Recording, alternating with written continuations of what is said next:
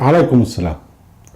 برنامجكم لحظات قرآنية سيبدأ في التفاعل مع الواقع، بالتعليق على الأحداث الجارية من وجهة نظر قرآنية. وهذه هي الحلقة الأولى، وهي تعليق على التشريع التونسي الذي يساوي بين الذكر والأنثى في الميراث. نقول أولا، منشور لنا في موقع أهل القرآن كتاب عن الميراث. ثانيا، منشور لنا أيضا بحث في موقع أهل القرآن عن مدرسة الإمام محمد عبده في تونس، وتعرضنا فيه للشيخ الطاهر بن عاشور الإمام السني المجدد ومنهجه في التشريع الذي يعتمد على المقصد التشريعي أساسا، ويهمل في أحيان كثيرة الأوامر التشريعية، ولسنا في مجال شرح هذا، لكن ننصح بمن يريد أن يذهب إلى هذا البحث المنشور في موقعنا عن مدرسة الإمام محمد عبده في تونس. بالنسبة لقانون أو للتشريع الذي يساوي بين الذكر والأنثى في الميراث، هو يبدو أنه مستخلص من هذا الاجتهاد الشيخ الطاهر بن عاشور، ونحن على خلاف معه. أولا، الخلاف يبدأ في نمرة واحد، العدل فوق المساواة. هو هنا يساوي بين الذكر والأنثى، وهذا التساوي في موضوع الميراث يهمل العدل أو ينقص من العدل. لماذا؟ الله سبحانه وتعالى يجعل العدل أساسا، وهو مقصدا أساسيا، جعله مقصدا أساسيا في التشريع. وهنا العدل حتى في أمورنا العادية فوق المساواة. قد تكون المساواة ظلما.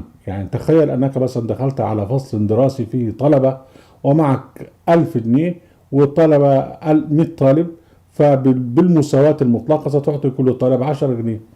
هذه المساواة المطلقة فيها ظلم، لأنه قد يكون طالب محروم فقير جائع وطالب مترف، أنت تساوي بينهم، هذه المساواة ظلم. الله سبحانه وتعالى أيضا بالنسبة للميراث هو أوجب على الرجل القوامة، وأوجب على الرجل أن يدفع المهر. الذكر بيدفع المهر والأنثى بتأخذ المهر. الذكر بينفق على الأنثى، والأنثى تتلقى هذه النفقة.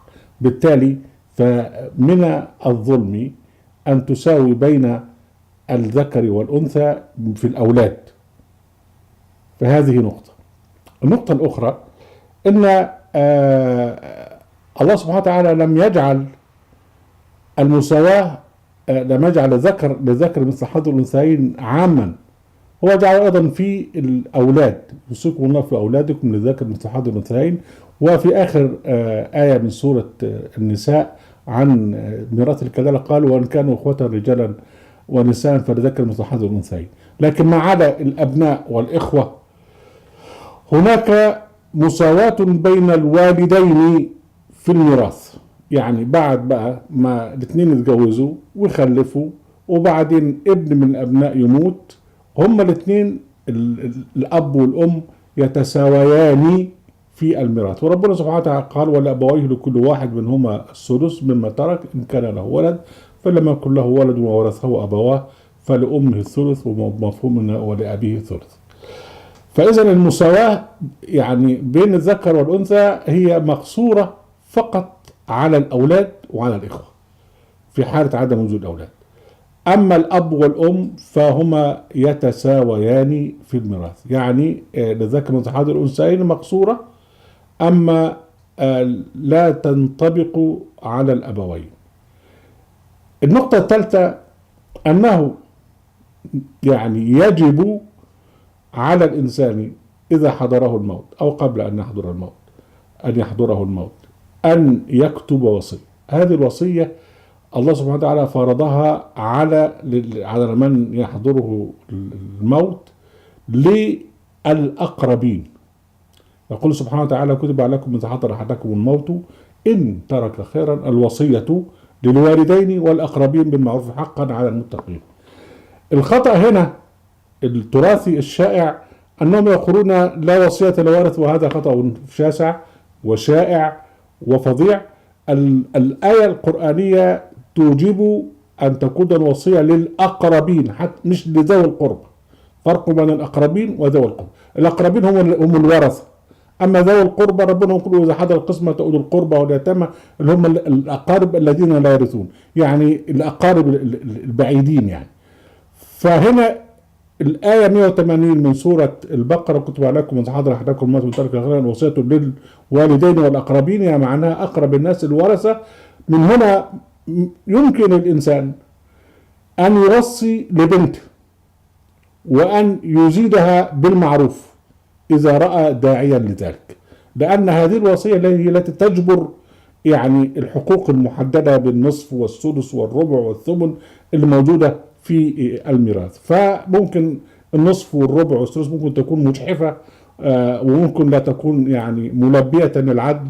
فهنا الوصية تجبر هذا بالنسبة للمستحقين في الميراث الأقربين، وده ضد بقى التشريع السني اللي بيقول لك لا وصية للوارث. يعني هذه هي ملاحظاتنا بالنسبة للتشريع القرآني الذي أهمله التشريع السني التونسي.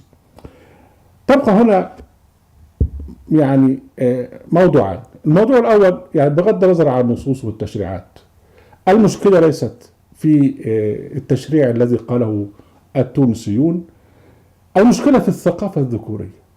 يعني قولوا ما تشاءون من تشريعات تونسية وتشريعات سنية وتشريعات يعني حتى تشريعات ربنا سبحانه وتعالى، كلها لا يعمل بها في المجتمع الذكوري العربي. قل لي يعني فين بالضبط المرأة العربية بتاخذ نصيبها في الميراث كما أوجب الله سبحانه وتعالى؟ العادة ان هي يعني يهضم حقها في كل شيء. فإذا يعني قبل كل شيء، قبل ما تصدر تشريعات، لابد أن تحارب الثقافة الذكورية.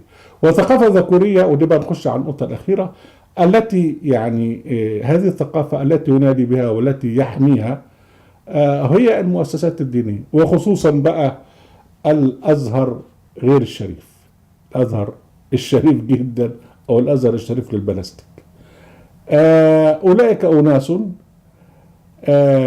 يتفننون في الجهل ويتخصصون في الهجوم على كل من يجتهد، ولديهم كليشيهات جاهزة كده يتهمون بها المجتهدين إلى آخره. ونحن أصحاب قصة معهم في هذا، وأنا شيخ أزهري عريق وأفخر بهذا، لأن الأزهر هو الذي أنجب الإمام محمد عبده وأنجب أحمد صبحي منصور.